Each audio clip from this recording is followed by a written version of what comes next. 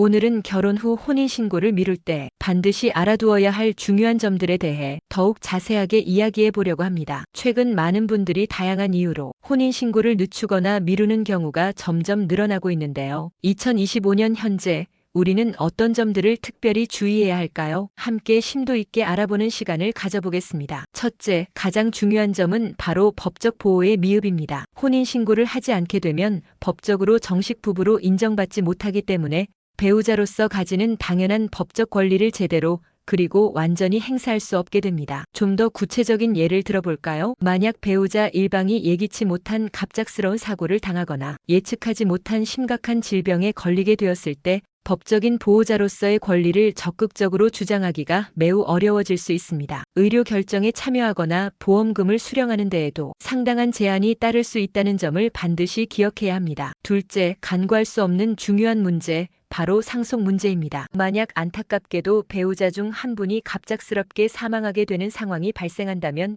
혼인신고가 법적으로 명확하게 되어 있지 않은 경우에는 법률론 배우자와 동등한 상속 권리를 온전히 인정받기가 현실적으로 매우 어렵습니다. 복잡하고 까다로운 법적 절차를 거쳐서 어렵게 사실혼 관계를 입증해야만 하며 이러한 복잡한 과정 속에서 상당한 시간과 불필요한 노력이 소모될 수 있습니다. 더욱 심각한 것은 상속과 관련된 분쟁이 발생할 가능성 또한 높아지게 되므로 미리 혼인신고를 통해 법적인 안정성을 확보해 두는 것이 매우 중요합니다. 이러한 점들을 고려할 때 혼인신고의 중요성은 아무리 강조해도 지나치지 않습니다. 셋째, 사실혼 관계 입증의 어려움에 대해 이야기해 보겠습니다. 사실혼 관계는 법률론에 비해 그 입증 과정이 훨씬 더 복잡하고 까다롭습니다. 만약 재산 분할이나 위자료 청구 등과 같은 법적 분쟁이 발생했을 경우 본인들의 혼인 관계를 스스로 입증해야 할 책임이 당사자에게 주어지게 됩니다. 객관적인 증거를 수집하고 이를 법원에 제출하는 전체 과정이 상당히 복잡하고 어려울 수 있으며 소송의 결과 또한 결코 예측할 수 없습니다. 따라서 혼인신고를 미리 함으로써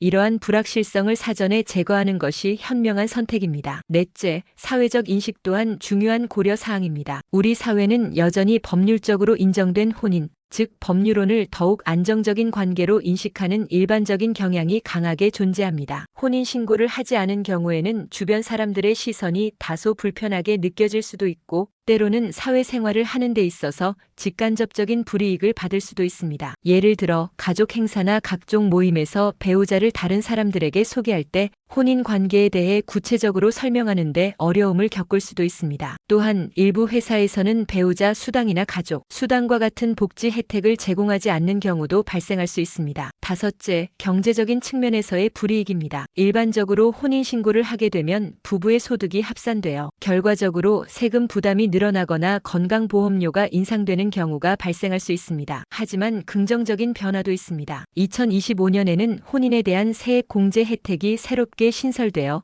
혼인으로 인한 경제적인 부담을 어느 정도 완화할 수 있게 되었습니다. 구체적으로는 2024년부터 2026년 사이에 혼인신고를 하는 경우 부부 각자 1인당 1회에 하나여 혼인신고를 한 날이 속하는 과세기간의 종합소득 산출세액에서 무려 50만 원을 공제받을 수 있습니다. 이뿐만 아니라 근로장려금의 맞벌이 가구 총소득 기준 금액이 기존의 연 3,800만 원에서 4,400만 원으로 상향 조정되어 더 많은 부부들이 이 혜택을 누릴 수 있게 되었습니다. 여섯째, 주택 청약 및 대출과 관련된 잠재적인 불이익입니다. 혼인신고를 늦게 하면 신혼부부 대상 임대주택이나 아파트 매매 시 특정 혜택을 받을 수 있다는 정보도 간혹 있지만 이는 개인의 구체적인 상황에 따라 매우 달라질 수 있습니다. 오히려 최근에는 청약 시 배우자의 통장 기간 점수를 합산하는 것이 가능해졌고 맞벌이 부부의 소득 기준 또한 완화되는 등 혼인신고를 한 부부에게 훨씬 더 유리한 조건들이 점차 많아지고 있는 추세입니다. 혼인신고일과는 상관없이 현재 무주택 상태라면 청약 신청이 가능하며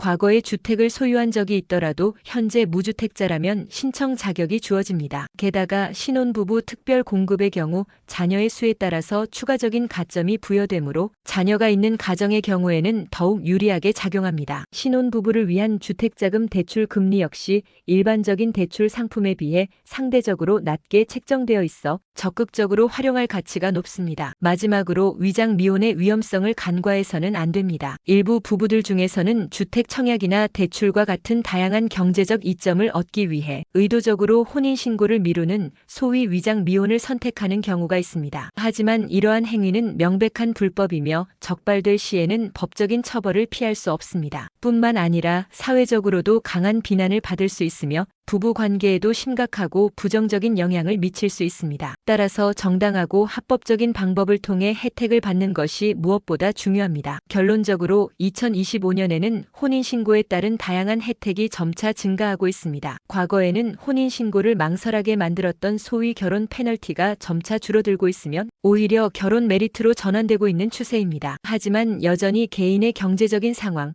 법적인 측면, 그리고 개인적인 가치관 등 다양한 요소를 종합적으로 고려하여 신중하게 결정해야 합니다. 혼인신고는 단순한 절차가 아닌 법적인 부부로서의 권리와 의무를 공식적으로 보장받을 수 있는 가장 확실한 방법입니다. 사회보장제도, 세금 혜택 등 다양한 측면에서 법률혼 부부에게 유리하게 적용되는 제도들이 여전히 많이 존재합니다. 따라서 혼인에 대한 개인의 가치관, 가족관계 등 여러 요소를 심층적으로 고려하여 신중하게 결정하시기를 바랍니다. 오늘 영상이 여러분의 합리적이고 현명한 판단에 조금이나마 도움이 되었기를 진심으로 바랍니다. 시청해주셔서 감사합니다.